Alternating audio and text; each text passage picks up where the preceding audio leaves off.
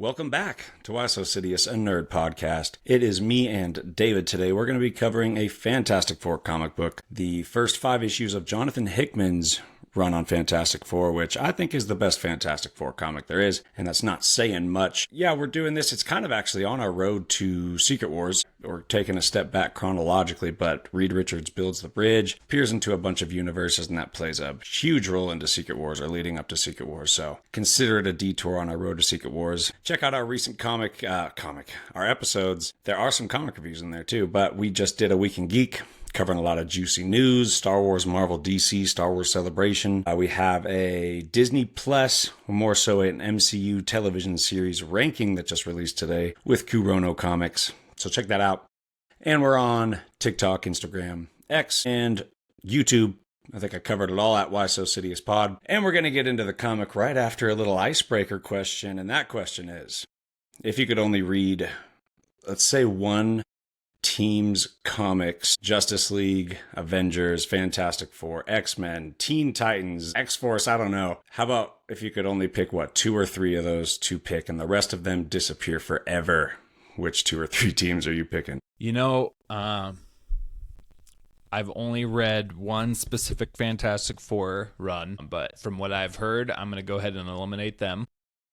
Teen Titans, I've heard a few decent things, but I've only read partially of one run, but from everything I've heard and seen, I'm going to eliminate them too, so really it would come down to X-Men, Justice League, and Avengers for me. And again, I'm much more of a novice with this. I don't have a large catalog and everything I've covered yet, but from what I've read, I would probably get, I think Justice League is the next to be eliminated. I think it'd be Avengers or X-Men for me.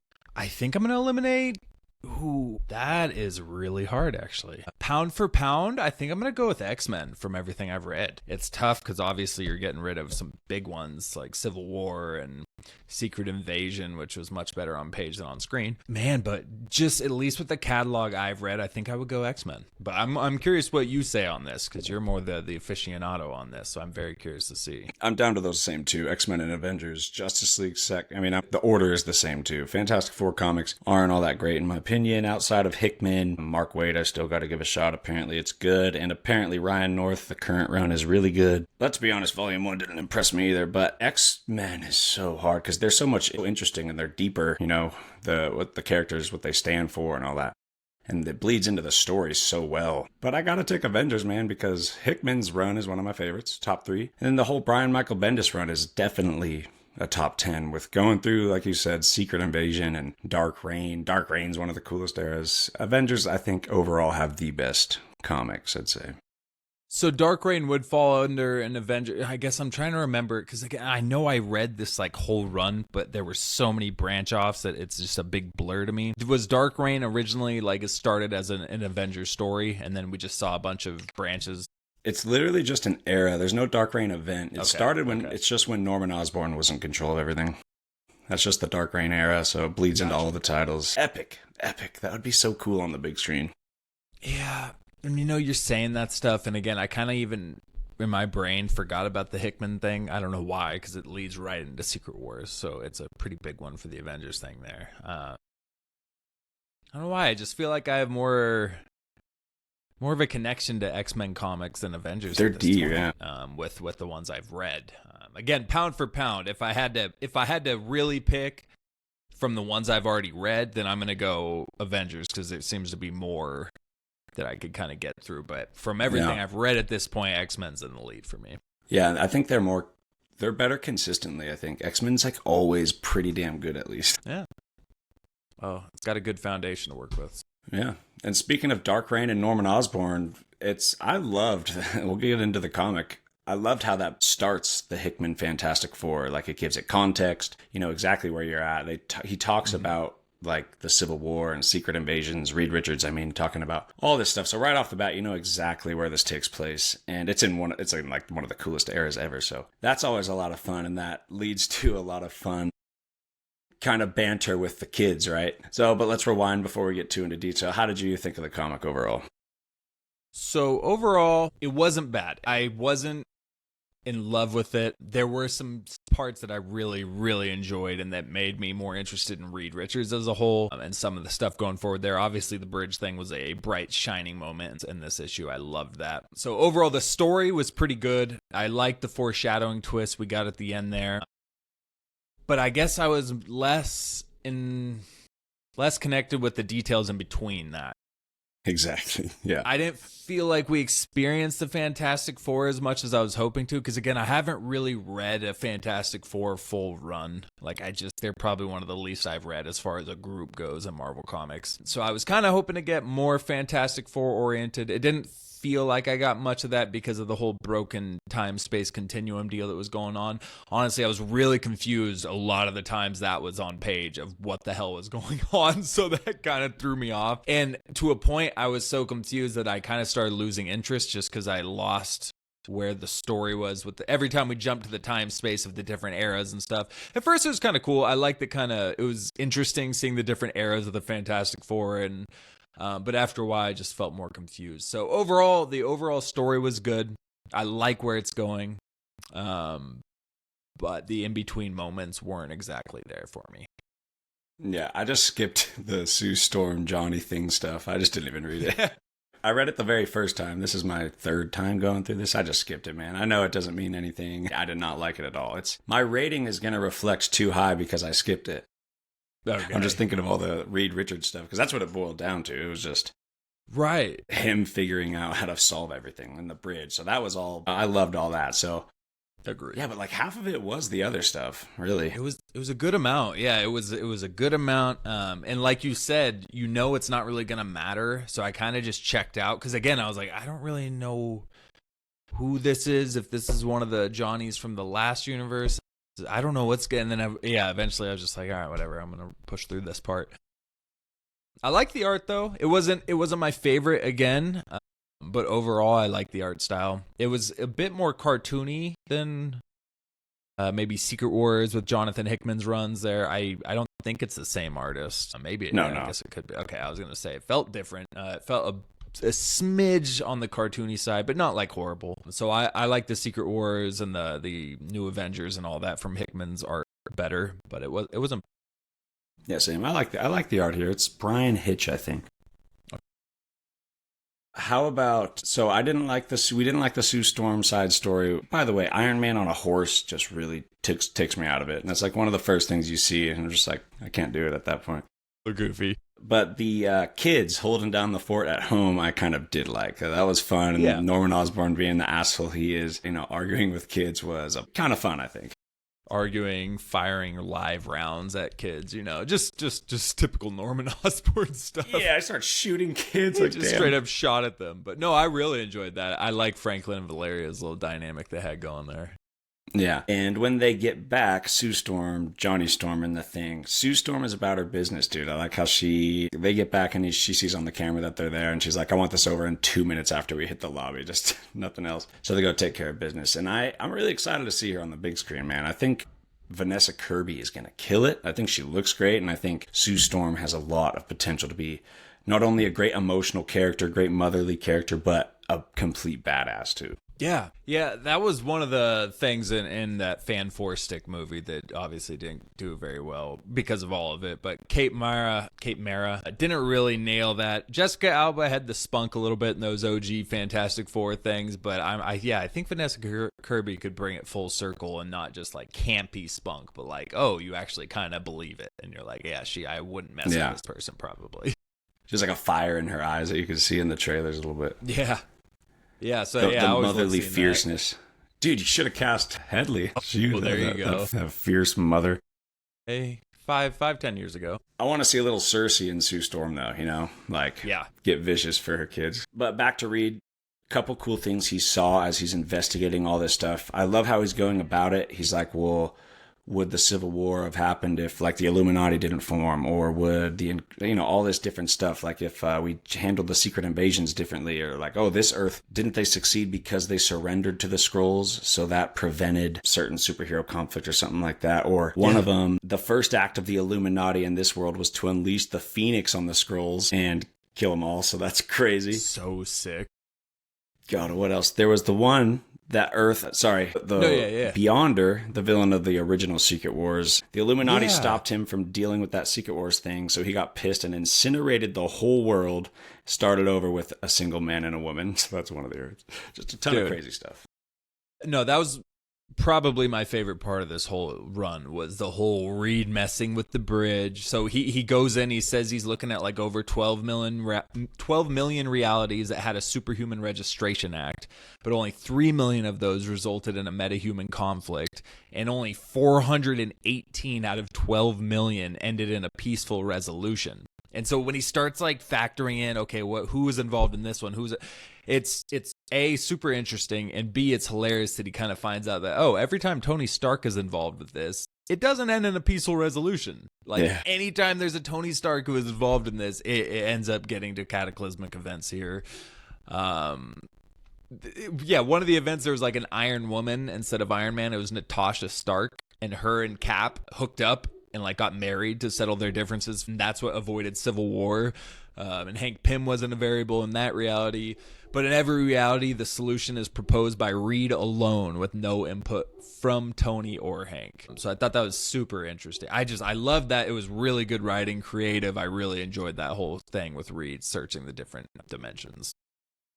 This made me like Reed Richards a lot. It's like his superpowers aren't interesting. This played it perfectly. Like his superpower is figuring everything out. And it did it on a scale that was like, that's why he stands out as one of the smartest. Like this is what he's doing with his free time here, figuring out how to solve everything. So it's perfect. He also admitted that, and we kind of knew this too, but he, first of all, the fact that the Illuminati never yielded long-term success. So that's crazy and that sucks. But then they also directly caused the Skrull invasion almost every time. Yeah, that was super interesting.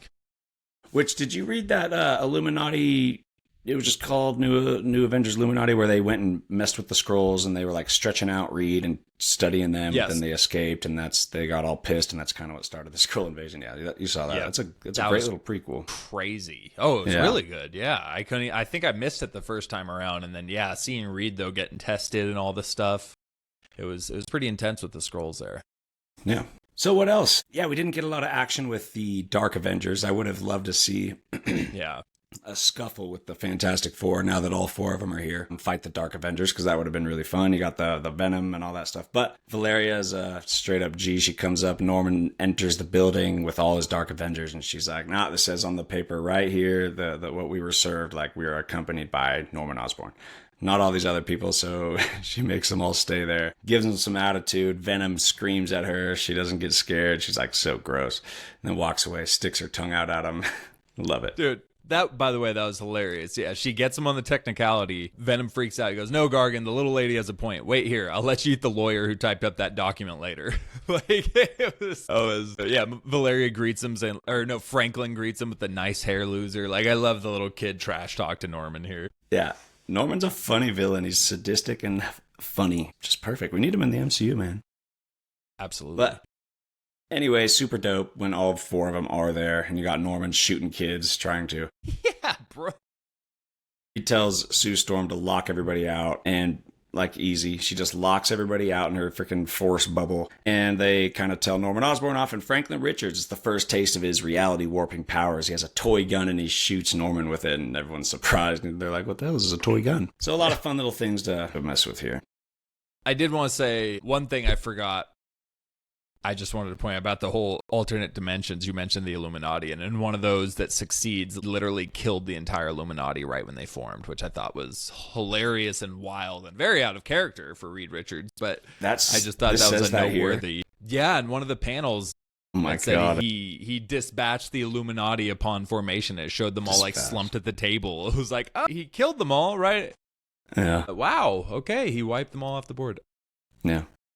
But then the other thing I wanted to mention, so right before we get into the final issue there, and again, I didn't like the whole space-time collapse. I didn't need to see Thing saying tisk clobber in time and goofy stuff like that. It didn't do it for me. But there was one part, and again, I was confused. It showed the Supreme Intelligence, and the whole collapsed space-time story is kind of... It was really weird. There's like a bunch of Venoms in the Supreme Intelligence's tube, scratching at his eyeballs and tearing him apart. But it was super interesting. I did want to read from what the Supreme Intelligence was saying in that part, and he yelled, "All societies fail. We failed to deal with this threat adequately. We compromise our beliefs and accepted corrupt leadership. We tolerated inner decay. We chose peace instead of a conscientious society. A black heart grew within the body of our state, and we tried understanding it instead of eradicating it. Now it is too late. The cancer will kill us all." And it just felt relatable. I don't know if it's like government overall or whatever, but it felt like it was resonating while I was reading that. Like, why is this? It's probably not a good sign that this feels relatable, because it's a pretty grim and dark quote there. But I thought it was the only really interesting thing I took away from the whole space-time collapse storyline. It's good you found something, and that's strong too. That's actually a solid quote there. Yeah, that was wild. Yeah. Well, I guess a spoiler alert for the future. I mean, we should have said spoilers in the beginning, but whatever. But after this, he meets the Council of Reeds, and they start doing a bunch of Council of Reeds stuff. So you'll see a lot of them get dark and twisty with stuff. And God, after that, it goes into Johnny Storm and the Annihilation Wave play a role into that. Johnny Storm has a pretty epic moment with them. That comes right after this? The Annihilation run you really like? It's not. It's like Council of Reeds is the next, I don't know, 5-10 issues, and then you'll get into this Johnny Storm stuff. Then you get into Franklin Richards and Galactus, which I think is probably the best part of this run. See, that all sounds... I mean, again, I really like the Reed Bridge thing here. If Reed and the Bridge weren't involved in this, I wouldn't have liked it to be that much. Obviously, Norman and the kids was fun, but it was, a pretty small portion. But the rest of that sounds really interesting. So I do want to continue reading this.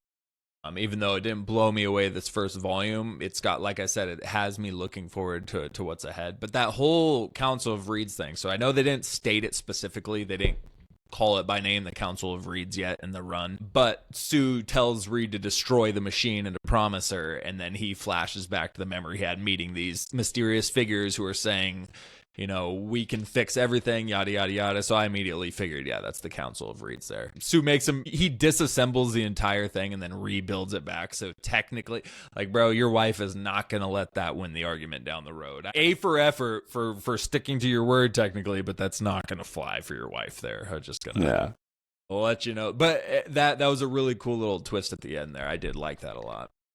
Yeah, for sure. God, there was another issue that made me tear up. Did you know The Thing? This is Hickman wrote this one that pretty much is like looking to the future. The Thing basically lives forever. He doesn't die, I guess. But it's like you start off in The Thing sitting watching a game. He's like, I don't know if he invites Reed in, but wants to hang out with Reed. Maybe he does, maybe he doesn't, or maybe I think he's so used to not hanging out with Reed at this point, he doesn't even ask.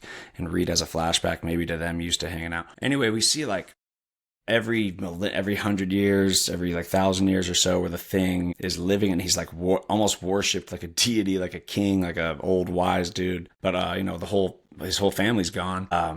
And it felt so sad. He's so lonely. But then, you flash back to present day. Oh, no, because Reed is looking at these futures. He's seeing this. And then he comes back to the present, and it kind of breaks his heart. So he goes and grabs a couple beers and sits down with the Thing. And the Thing's like, what are you doing? You don't have work to do.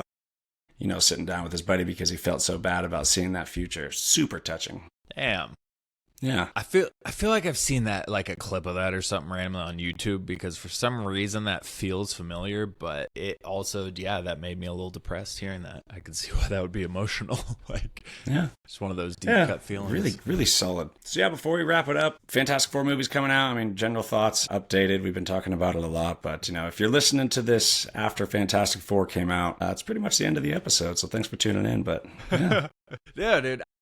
Like I said, that last trailer has really got me ready for this more than I was, and I'm growing to like the concept of the Fantastic Four more and more, which is why I was kind of hoping for more of that from this issue. I was kind of like, I want to get a feel for how they are on page. I'm starting to like the group, the dynamic more. But I'm really, if you would have asked me 3 months ago compared to now, I'm much more excited for it right now than I was 3 months ago. I really think it could be one of those special movies that could maybe start the next era of the MCU, maybe be that Iron Man figure again. It's the first family. It's introducing this major concept here, so I think they have some big opportunities. Yeah, I think they came back home to their rightful creators who are going to take good care of them. And that cast, man, the cast is so killer. Right? Coming off of Stranger Things is our boy who's playing Johnny Storm. That's so much fun. Bachrach from The Punisher, him playing the Thing, that's awesome. I've never been a Thing fan, but I'm absolutely, that sad issue must have changed me or something. But I'm loving how comic accurate he is now. Way more excited to see the Thing than I thought. I'm not all that excited. I'm just saying. A year ago, I just hated the Thing for some reason. Pedro Pascal, man, after, no spoilers, but after, some Last of Us stuff, I'm excited to see Pedro Pascal thrive in a role. Oh, wow. So that's exciting. We got the first family from Marvel. We got the first hero from DC. Do you still think Superman's going to win the box office? Ooh, I don't know. I said that before. I believe that was my stance on it before. I'm not sure now. It's hard.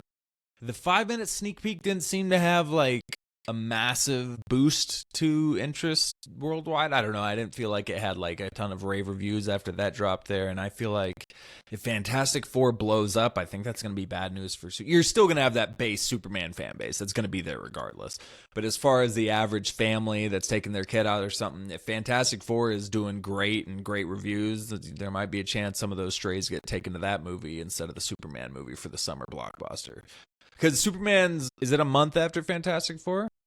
Or a few weeks or something? I thought it was before. Is it? Oh, well, then that changes my statement. You might be right. July 11th, 2025. They come out and the Fantastic same Four damn is month. I think the Fantastic Four is the end of the month, right? Like the 24th or something. 25th, yeah, 24th. Oh. Well, then I take it back. I think it's going to be really close then. I think that was the one edge there with Fantastic Four that I think maybe they overtake it. But I think it's going to be really close. I think I was leaning Superman. It is really hard, but I'll give it to Superman just for, it's I think a more iconic character. I think people are pretty confident in James Gunn, but then they're also working against the whole DC.